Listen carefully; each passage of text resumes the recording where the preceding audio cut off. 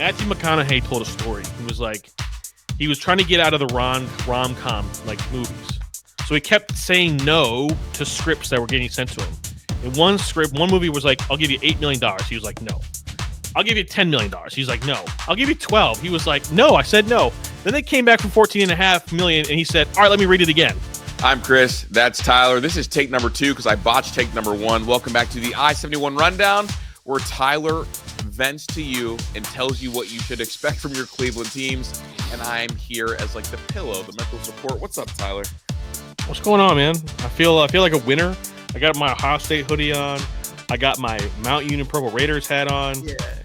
Like the two teams that just don't ever lose, you know? Yeah, go do it. And we're about to talk all about the Browns today on today's episode. Go do that. Go do that thing. Go do that. Oh, boy. What a good day. And I guess before we talk about the Browns, I want to ask you a question just because like I've been asking anybody who will listen this question. Who do you think is more talented, Arvell Reese or Ryan Shazier? Well, I think Ryan Shazier was a little faster. Agreed. I think Arvell Reese is bigger, right? Agreed. I'd probably say Arvell because I don't really remember Shazier like lying up on the edge and like rushing the passer. And then and that's a great answer because that's where I'm at too. I think just pure speed, Shazier was probably a step faster, 2 steps faster maybe, but Arvell closing ability to wrap up. I mean, Zach was talking to me about it. He said when he gets blocked, he makes linemen quit. Yeah, you're gonna block me, cool. I'm gonna rock you anyway. Yeah, he's bigger, stronger. I feel like Shazier is like Sonny is a closer version of Shazier than Arvell is. Agreed. And also there's like a different kind of mentality. Like Ryan and Sonny weren't trying to take your life from you every time you had the football. Yeah. There wasn't that. Now they could both hit you, they could both pop you a little bit, but opportunity-wise. But I think Shazier was the fastest linebacker I've ever seen in my whole life. All time. Fastest linebacker ever. And that's why it's a unique question, because the next question is Arvell Reese the most talented linebacker you've watched in your lifetime as an Ohio State fan? Like, is he the most talented Ohio State linebacker ever? Because that's the next question. And obviously, like, maybe we don't answer that yet. Maybe you can only answer questions like that after somebody is here and then they're gone. Not dead, just in the NFL. I just don't know where I like go to because like my first memory is like I go through like eras where there was like AJ Hawk and Bobby Carpenter and Anthony Schlegel, and they were like the traditional thumpers. Yeah, they weren't fast. They were just thumpers and like, but they were limited because they weren't freaky athletes.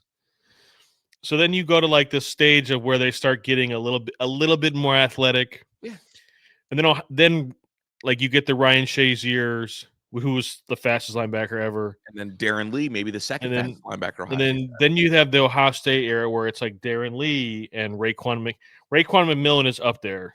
Mm-hmm. Joshua Perry was like more of a traditional thumper. But he was a freaky athlete. But he was a really good athlete too. I mean, he was slightly less freaky because of who he was next to. Yeah. And then you had Jerome Baker. Jerome Baker. I tell you what, as of right now, he's putting together one of the best linebacker seasons we've ever seen in Ohio State history. The tape is crazy because you know what he's got? He's got the I'm going to thump you and I'm going to hawk you down. And also, real quick, on Joshua Perry, I bet you didn't know this. You know he finished second in most of his track meets in high school? I think he ran the 100 and 200. I mean, that doesn't surprise me. Well, you know who he always lost to? Who? Devin Smith. Every time. Every time. Yeah, Devin Smith was a different kind of speed too. Yeah. Yeah, I don't remember a linebacker getting talked about like Arvell Reese is getting talked about. No, I think he's going to get drafted before Caleb Downs. I think and honestly, like my belief has been like if the Browns have a top 10 pick, which they're going to have likely 2. No, I don't think they're going to have 2. Jacksonville's going to be outside the top 10. Okay. You got 2 top 15 picks. My belief is you go offense for both because I think the offensive side of the ball needs more help. But if Arvell's sitting there and you're at 9, how do you not draft him?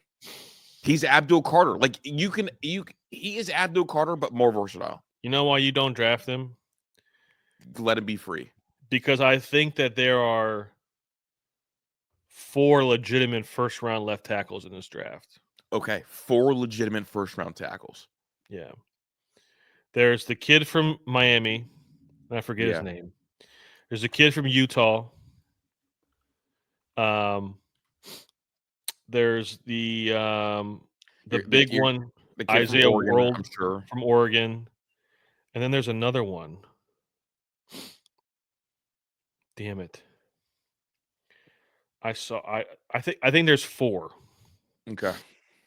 I forget the other one. Miami, Utah, Oregon. Oh, damn it! I'll find him. Give me 1 sec. Okay, Isaiah World. So I found Proctor. Yes, Proctor from Alabama. Yeah. So I think one of those. I think 3 of the 4 will for sure go in the first round. All 4 are first rounders. Yeah. And if Isaiah World doesn't go in the first round, he's going to go very early in the second round. If Isaiah World doesn't go in the first round, it's because of what happens in that Oregon-Ohio State game if they end up playing. Yeah. But man, we do. This is a great segue to Browns. Oh, dude, so much stuff has happened with the Browns. Dude, literally, they said, okay, I-71 is not going on for a couple of days. Let's push the trade everybody button. Bro, I don't even know where to start.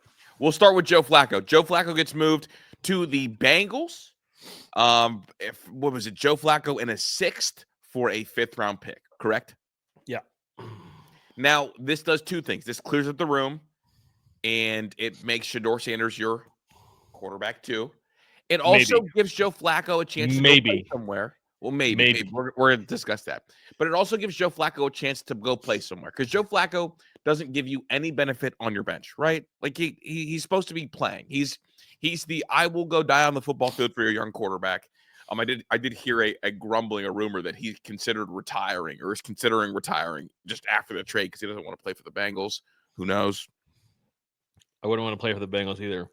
But I also wouldn't want to play for the Browns. I'm going to say, like, if you didn't retire and decide to play for the Browns, but the Bengals is where you draw the line, give me a break. Yeah, fast.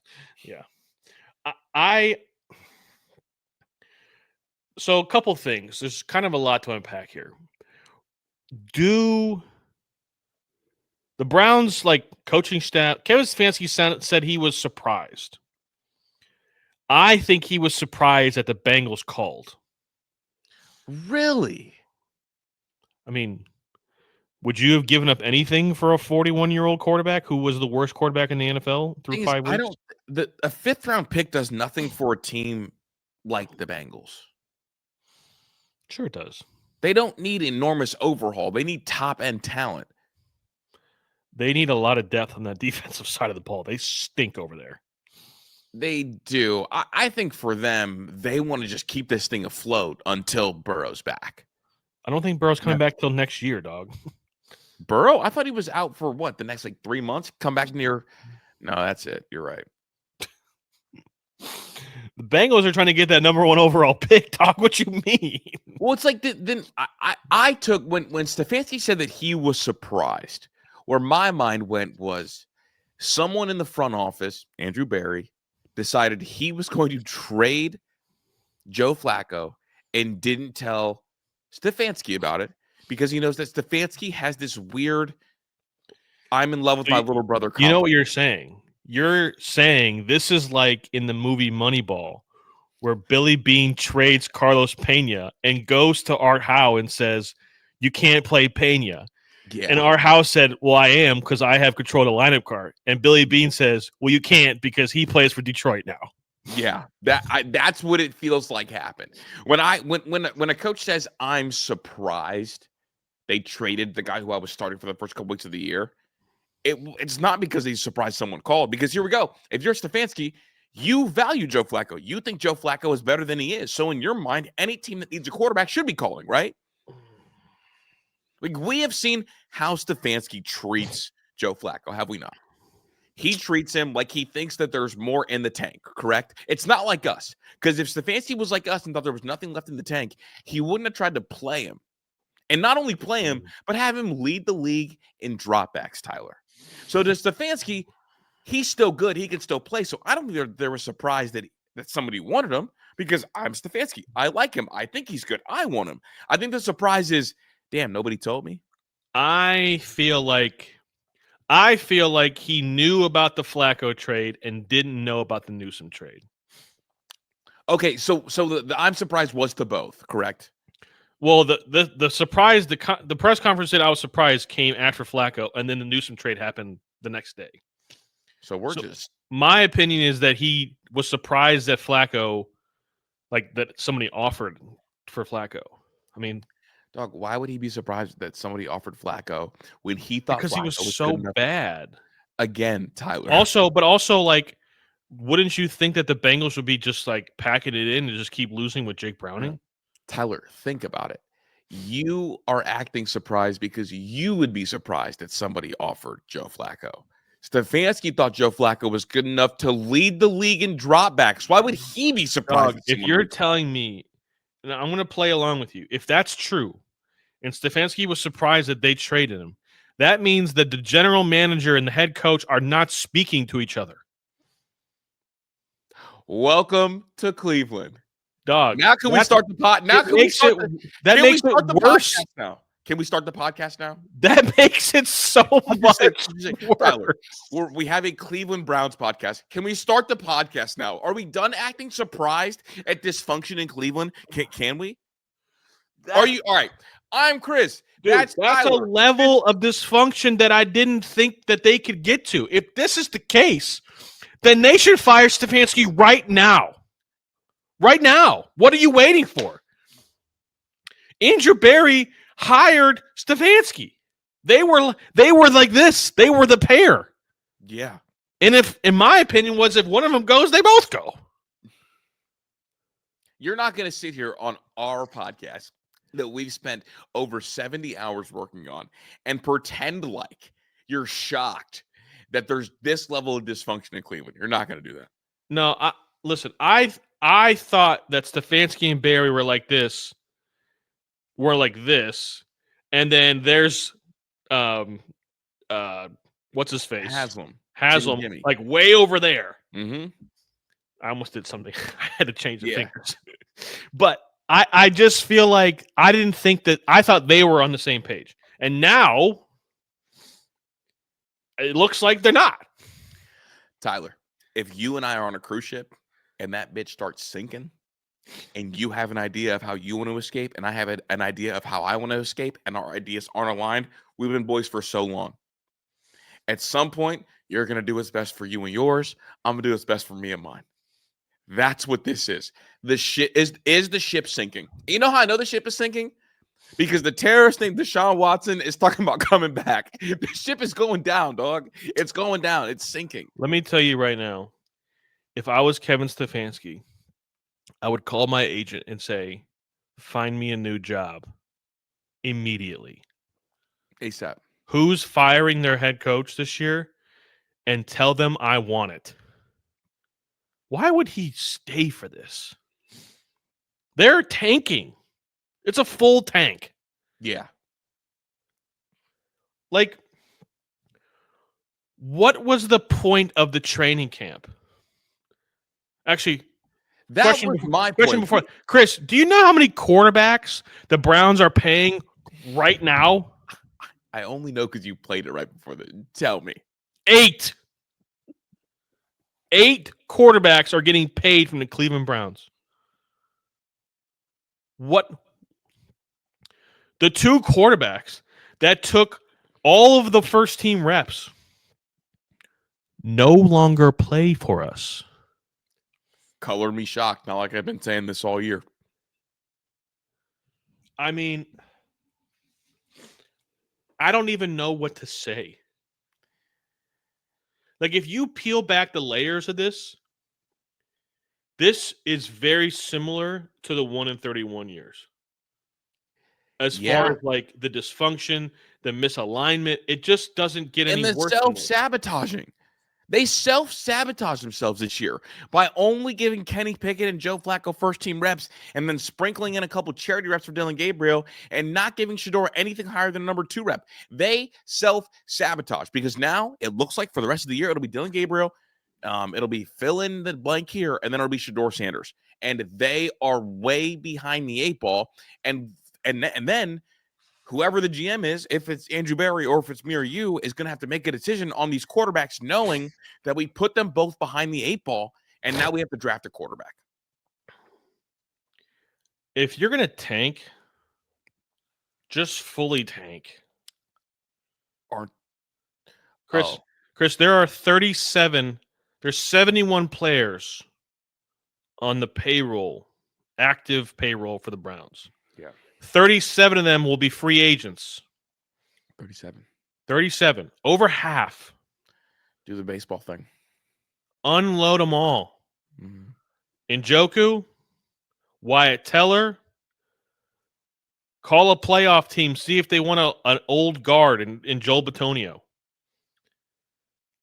The other question is, like, it seems like they want to have salary cap space and draft capital. Who is going to give you both of those things in abundance? Playoff teams. No. Which player will give you that? Oh, like if you really trade them? Yes. Well, Miles. Listen, I don't feel bad for Miles. One iota. Not one part of me feels sorry for him. If you looked at your offensive roster in the offseason and said, you know what? I think we can win some games and go to the playoffs and even win a Super Bowl. Shame on you. I don't feel bad for you at all.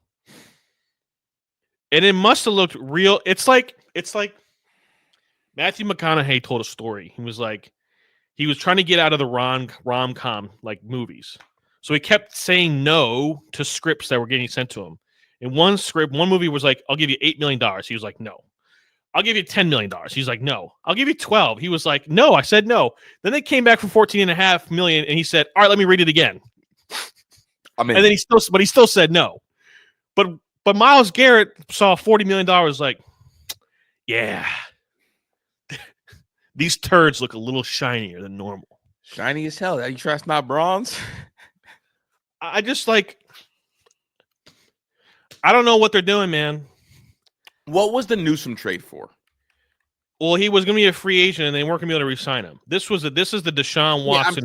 I'm saying what did they trade him for? Oh, they got another draft pick, and then they got another corner. I forget his name. And I guess this cornerback, not a quarterback, corner.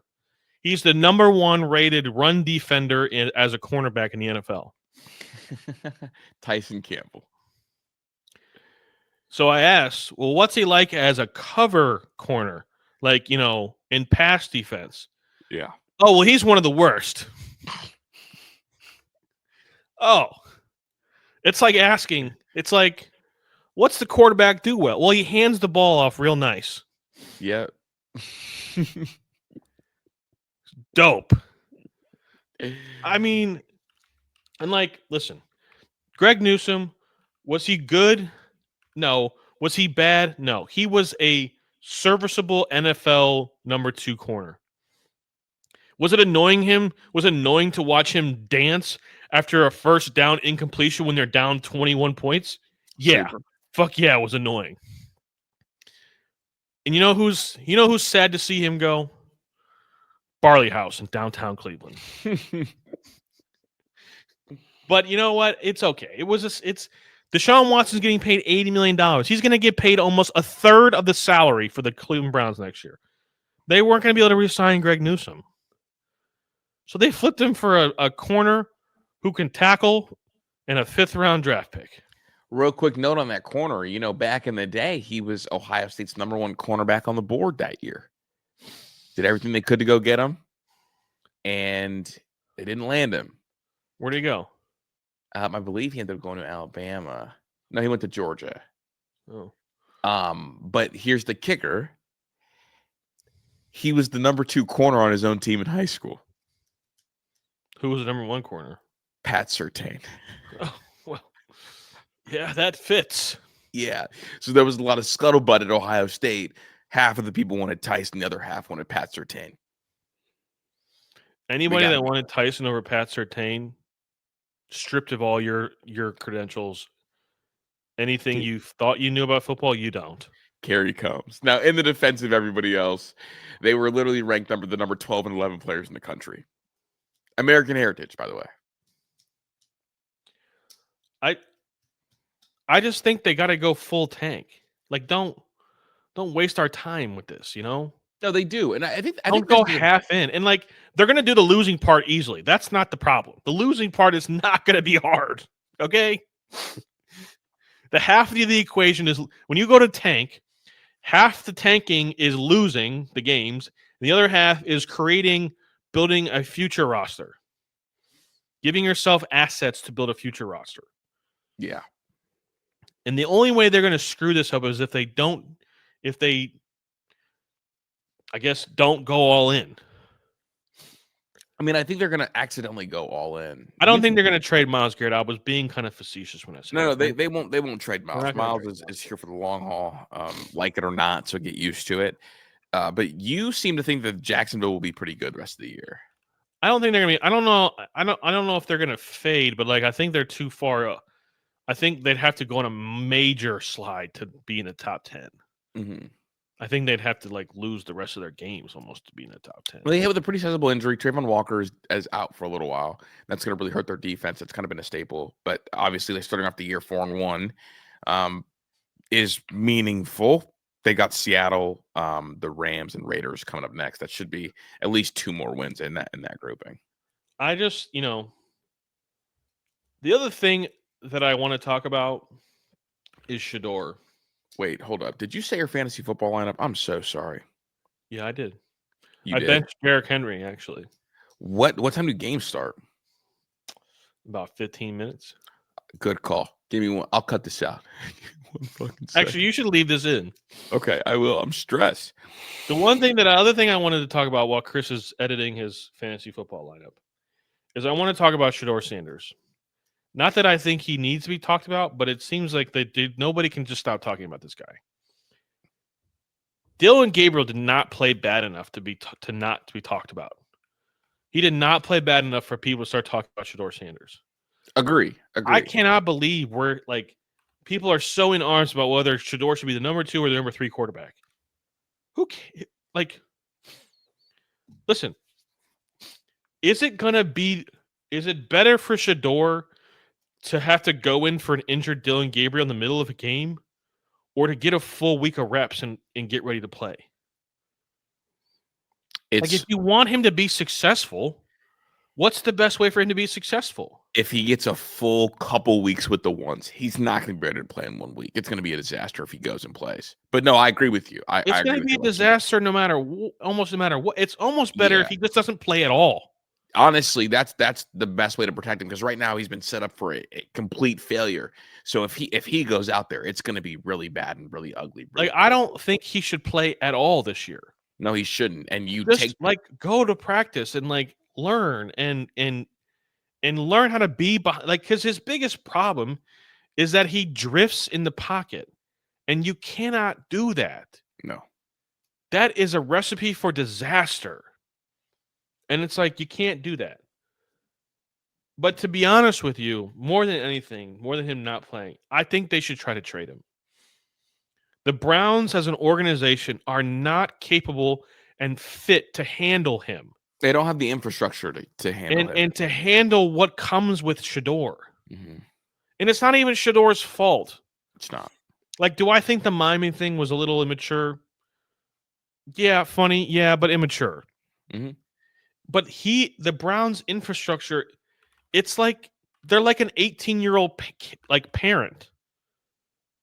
The Browns are like the kid who's in high school that's got his girlfriend pregnant. It's I don't know what to do. Well, yeah, because you're still a child yourself. They had an oops baby that they chose to have. They had an accident while trying to do it. And it's just to me, get rid of all the distractions. Didn't we already do this? We drafted a famous quarterback once before. How did that work out for us?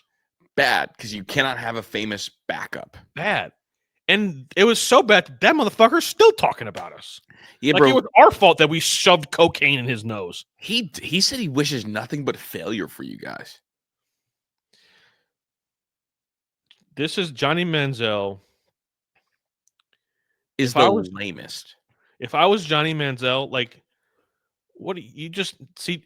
You were out of the spotlight for a while, and now people have started to put some microphones in front of your face, and you're just trying to now be famous again. Like, dog, just go away. Aren't you paid enough? Like, you're good, aren't you?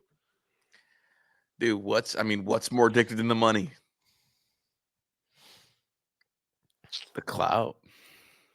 I guess, man. It's like, dog, just go. Like, that's what I don't. Maybe it's just my personality, and the fact that I've also never been famous. But like, if I had enough money, bro, I would go away, and you would never hear from me ever again. Well, I would hopefully hear from you, but people, yes. But like, I don't know.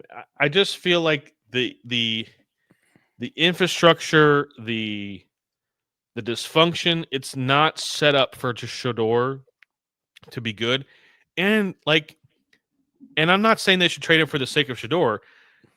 It's a distraction. This is an unnecessary distraction. They are not capable of dealing with him.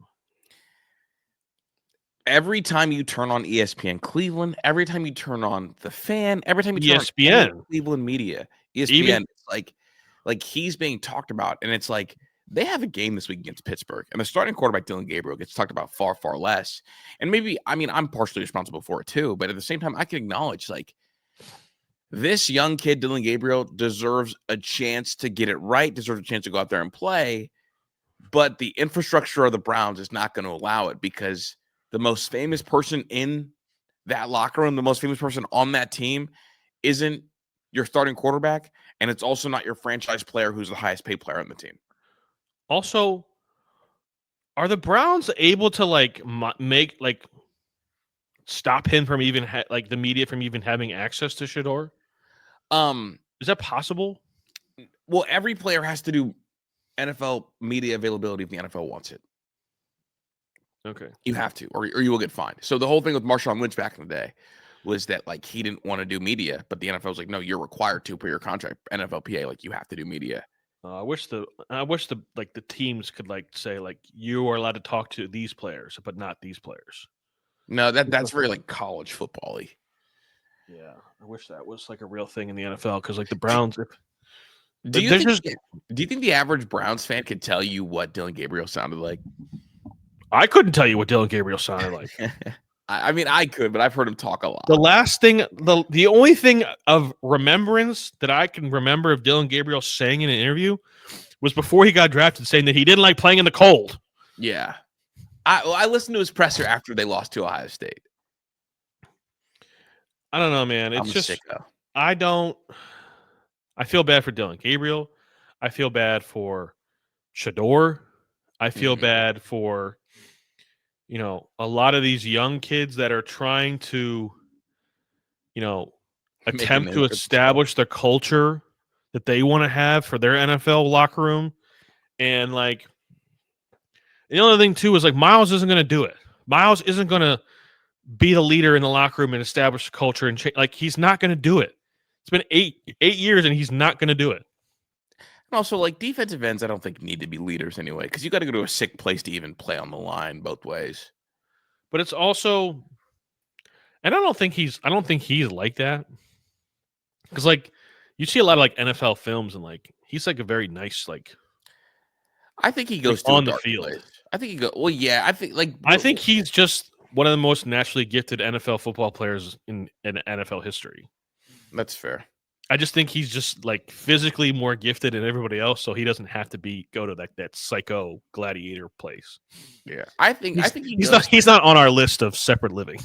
No, he can live among us. He can live among us. That's fair. And maybe that's another reason why I would trade Myles Garrett, because what am I getting from him? His 14 to 17 sacks a season aren't helping me in the win-loss column. So, what am I getting for him? I mean, the prize is the player. He's not a leader. And I'm not blaming I want to make it very clear. I'm not blaming Myles Garrett for being a leader. Mm-hmm.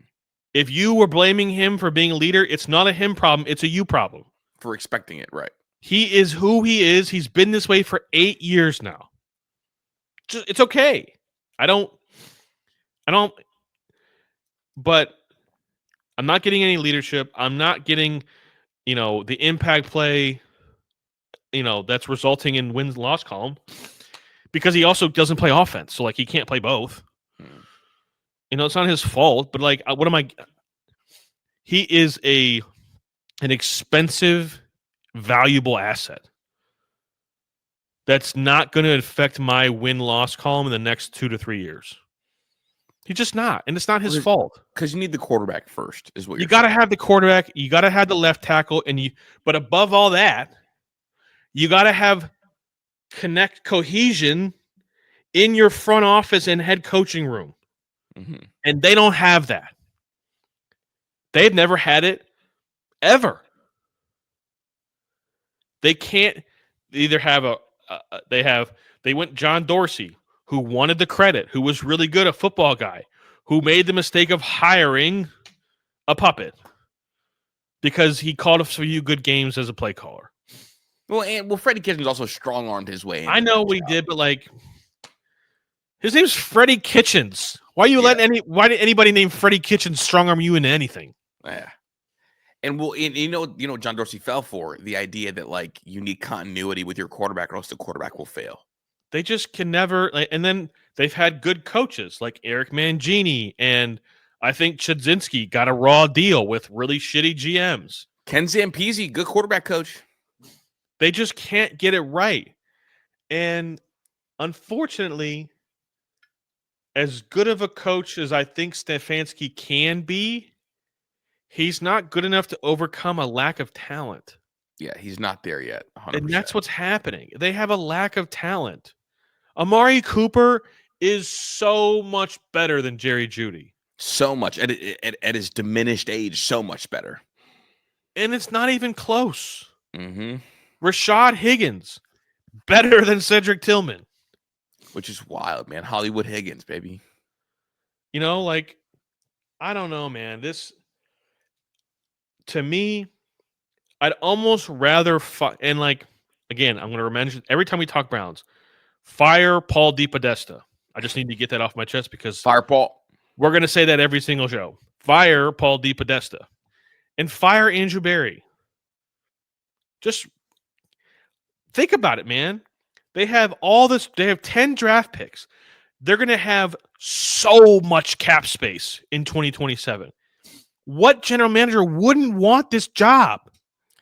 It's a blank canvas almost. That's how they attracted John Dorsey. So we got a lot of cap space, and Sashi got us every pick in the book. And yes, next year you're going to have to deal with an $80 million distraction. Yeah. And maybe you find a team that, would maybe take half of that contract. I don't know. Probably not. Maybe there's some dumb GM that's been drinking that you can take advantage of. I think a GM would rather take AIDS than take half that contract. You can't say that. My fault. Oh. Dude, it's just they do play a game. They do play a game Sunday.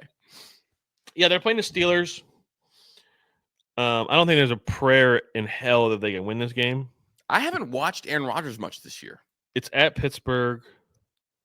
I mean, think about it, bro. They just have to score the Pittsburgh Steelers just have to score 17 points. Mm-hmm. And they win the game.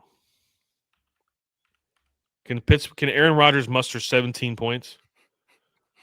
I think so. I think he can muster 17 points. I think he can do it. What's the spread? What do we got here? Let us look. I got it right now. Pittsburgh is a 5.5 point favorite. The over/under is 38.5. I would take the Browns to cover and the Steelers to win. Vegas literally is telling us this game's going to be 17-21. Which makes no sense why they would put the line at 5.5. Just because they have to account for some Browns fuck shit. some Browns fuck shit. Yeah.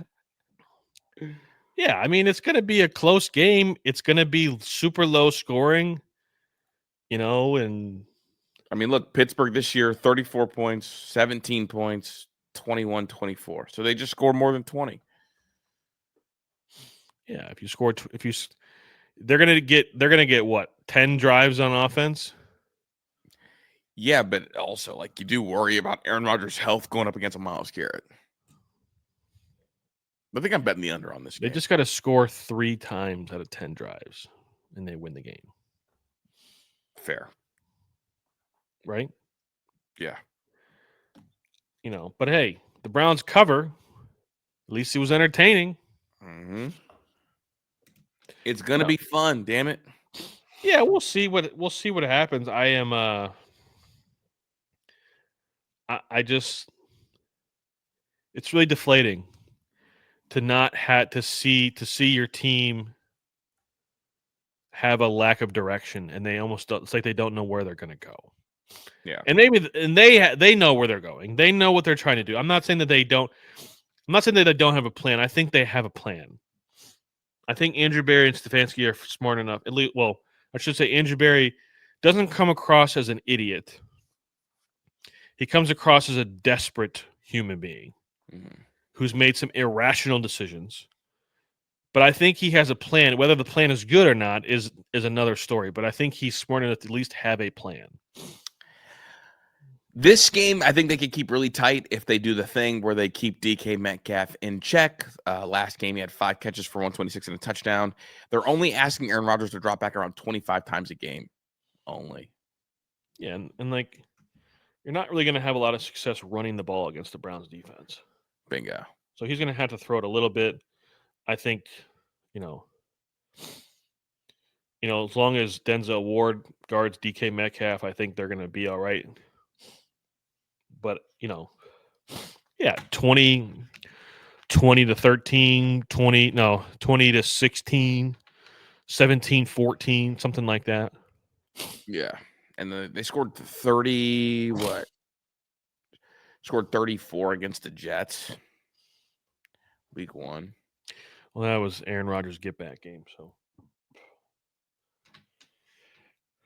Yeah, again, I just want to see Dylan Gabriel look competent, not look overwhelmed. I'm a little scared for, DeJuan Jones isn't playing, so TJ Watt's going to probably get off. Mm-hmm. So hopefully Quinshon Judkins is balls. Quinshon's so good, dude. He is really good. He's a good player, man. Yeah, I just, this was an eye-opening week for the Cleveland Browns. As a good. fan. There was action. There's movement. It's a good thing. We'll see. I wish I could know what Jimmy Haslam thinks.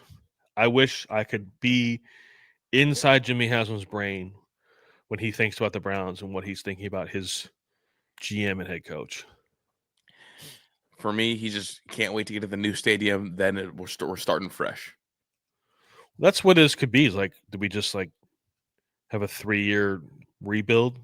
Yeah. And then when 2028 rolls around in the new stadium, they're like really good. It's like what the Oakland A's are doing with Sacramento A's. We'll be good in a couple years. But you got to hear me out. Hear me out? Ooh, I don't. I have one. Dude, honestly, I feel like I'm running out of hear me outs. I don't know. You got to think about it, but I have one. I sure these kids are killing me, bro. I don't know how you do it every day. Yeah. Love them, but boy. Yeah. My hear me out is that dinosaurs are living among us, and in the form of alligators and crocodiles. That's fascinating. Dog. Sharks and crocodiles and alligators are the apex predators. They've been around for millions of years, dog. Yeah. Why did they avoid the tag of being labeled a dinosaur? How did they do that? Does an alligator not look like a dinosaur? It looks just like a dinosaur. And Komodo dragons. That is a dinosaur, bro. Like a Komodo dragon is not a dinosaur. Could be a dinosaur to me. That's what I'm saying. It's a big ass lizard. Like, what's a dinosaur? I mean, I saw a video today. You ever get those nature is amazing clips on Twitter? Yeah, dude, I get the nature is metal clips too. Yeah, I've seen those. But There was a giant alligator in in Australia that was like under the water, and I was like, "That's a dinosaur, bro." Oh, I have seen the ginormous crocs. They are dinosaurs. They've been around. Think about it, 1,000,000 years since the beginning of everything. Yeah. They've been around. And they've survived. You know, my hear me out is. I think the biggest bullshit in all of science is when they tell us what the fucking dinosaur sounded like by analyzing the bones. Like, y'all ain't know what he sounded like. Y'all ain't gotta lie. Y'all did not know what he sounded like. You weren't there. Yeah, they were not there. Nobody was there. They be tapping the bones. Yeah, he sounded like, I'm gonna get in there and be like, yeah, he had a black accent. What if they had like the most highest pitch like noises ever? So they were saying, bro, one like of a the things wimpy. like, What if a T-Rex just had the wimpiest noise ever? Like, it's like, what? I mean, I'll be like, what are we doing? Like, y'all gotta chill out. There's no way that they knew what they sounded like. I don't know who studies that and decides it, and who fact checks it. Do you think there's life below, like life in the ocean that we don't even know about? I think the ocean is the most terrifying thing about Earth. Could not agree with you more. I think black people are so ahead of the curve. I'm not getting in that. Like, what do you have it? Somebody asked me, they're like, what's scarier to you, the ocean or outer space? And I was like, ocean. Ocean 100%. First of all, the ocean's closer to me than outer space. Yeah, and outer space, I can pretend like it doesn't exist. And like, we've created things that if something came from outer space, like we're about that action. Yeah. We got action for that.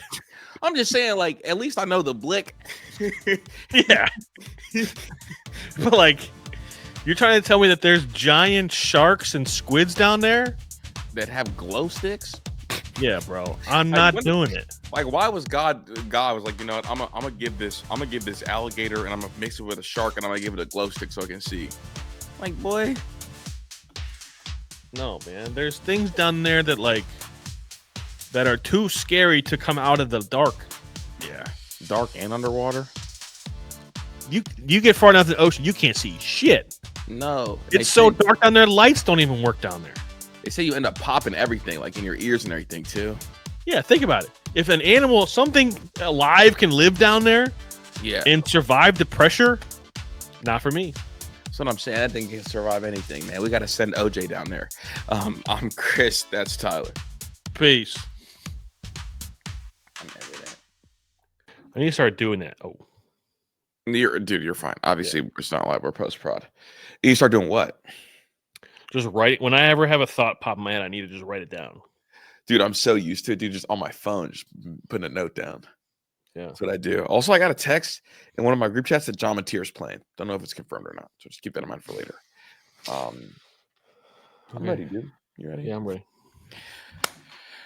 I'm Kris. That's Tyler. Welcome back to another episode of I-71. We do the thing where people, you know what? Restart. Dude, I'm so bad at intros. I drank a little bit today, too. Well, by a little bit. I mean, like, right before we started. Called Two Chicks. Vodka, elderflower, pearl joint. You feel me? Takes the edge off. Had a long week. Yeah, you did. It's not over. Dude, I mean, I never even found out why she was crying this morning. So, all right, ready? Take two.